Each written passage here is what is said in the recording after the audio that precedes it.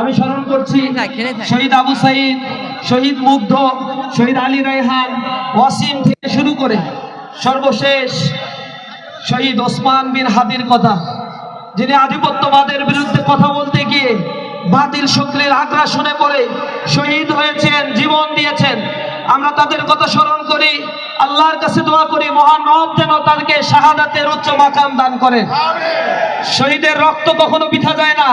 আল্লাহ রাব্বুল আলামিন বলছেন, যারা শহীদ হয় তাদেরকে তোমরা মৃত বলো না, তারা জীবিত, তারা আল্লাহর পক্ষ থেকে রিজিক প্রাপ্ত হয়। আমরা বলি, আমরা যখন জামাত ইসলামী, ইসলামী ছাত্র শিবির করি, তখন আমরা শাহাদাতের তামান্না নিয়ে আন্দোলন করি। আমরা মায়ের উদর থেকে জন্মগ্রহণ করি শুধু শাহাদাতের জন্যই। সুতরাং উদয় অথবা অস্ত্রের কোনো ক্রান্তি আমাদেরকে দুর্বল করতে পারে না। যদি কেউ আমাদেরকে রক্তচক্ষু দেখিয়ে বলে তোমরা তোমাদের কাছ থেকে নিবৃত হও, আমরা তাদের বলি আমরা তিতুমিরের বংশধর, আমরা এই জমিন খরিদ করেছি আমাদের শহীদের রক্তের বিনিময়ে। আমরা লক্ষণ সেনের বংশধর নই, আমি গণেশের বংশধর নই। এই জমিন আমাদের রক্তে কেনা, এই জমিনে আমাদের রক্ত ঝরেছে।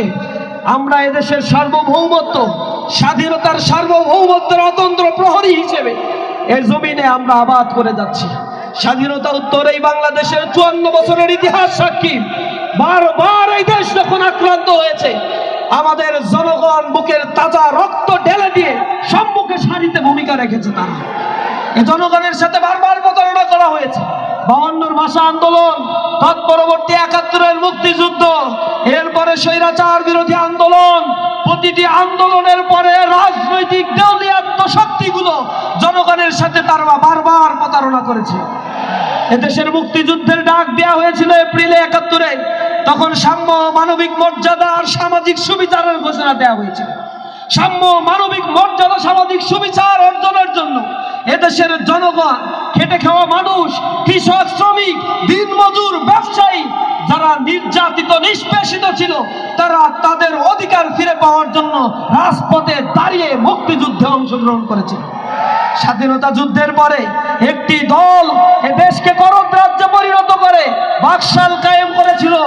দুর্ভিক্ষ, লুটপাট, অন্যায়, অবিচার তৈরি করে তারা এদেশে এক অনিবার্য দুর্ভিক্ষের দিকে তাকে পতিত করেছিল। এরপরে বাংলাদেশের মানুষ যখন জেগে উঠেছিল, স্বৈরাচার তাদের ঘাড় চেপে বসেছে। স্বৈরাচারের বিরুদ্ধে দাঁড়িয়ে মানুষ যখন জীবন দিয়ে স্বৈরাচার মুক্ত করেছে, রাজনৈতিক বন্দোবস্তের নামে পুরাতন বস্তু বাঁচা সেই বন্দোবস্ত আমাদের জাতির ঘাড়ে আবার চাপিয়ে দেওয়া হয়েছে।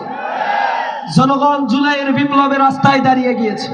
এই বিপ্লব যারা সংগঠিত করেছিল ছাত্র নেতৃবৃন্দ, তারা বলেছিল আমাদের অধিকার আমরা চাই, চাকরির ক্ষেত্রে বৈষম্য দূর করতে হবে। এটা ছিল একটা পক্ষের অনমনীয় একটি অবস্থান। কিন্তু এই আন্দোলনে যারা জীবন দিয়েছিল, 1400 মানুষ জীবন দিয়েছিল, 250 ছাত্র আর বাকি 1200 যারা জীবন দিয়েছিল তারা খেটে খাওয়া মানুষ, কৃষক, শ্রমিক। আমার সেই ব্যবসায়ী বন্ধু, যিনি তার ব্যবসায়িক অধিকার চাইতে গেলে চাঁদাবাজির শিকার হতে হয়েছে। আমার সেই কৃষক, শ্রমিক, মজুর, যে তার শ্রমের মর্যাদা চাইতে গেলে তাকে লাঞ্ছিত করা হয়েছে। আমার সেই মানুষটি যে কৃষক, তার উৎপাদিত ফসলের দাম পায় না, সে তার ন্যায্য অধিকার পাইতে গেলে তাকে সিন্ডিকেট করে জিম্মি করে রাখা হয়েছিল। আমরা বলছি তোমরা আমাদেরকে দমিত রাখতে পারবা না। আবু জাহেল, আবু লাহাব, উতবা, সাইবারা যারা পারে নাই, ফেরাউন, নমরুদ পারে নাই, আর তুমি কোন মানুষ যে ইসলামী আন্দোলনকে শেষ করে দিতে চাও? আল্লাহ ঘোষণা দিয়েছে ইউরিদুনা লিউতফিউ নূরাল্লাহি বিআফওয়াহিহিম ওয়াল্লাহু মুতিম্মু নূরিহি ওয়ালাউ কারিহাল মুশরিকুন। তারা মুখের ফুৎকার দিয়ে ইসলামের আলোকে নিভিয়ে দিতে চায়, কিন্তু আল্লাহ রাব্বুল আলামিন তার নূরকে প্রজ্বলিত করবেনই। আজকে দেখলাম থেকে তেতুলিয়া, রূপসা থেকে পাতুরিয়া,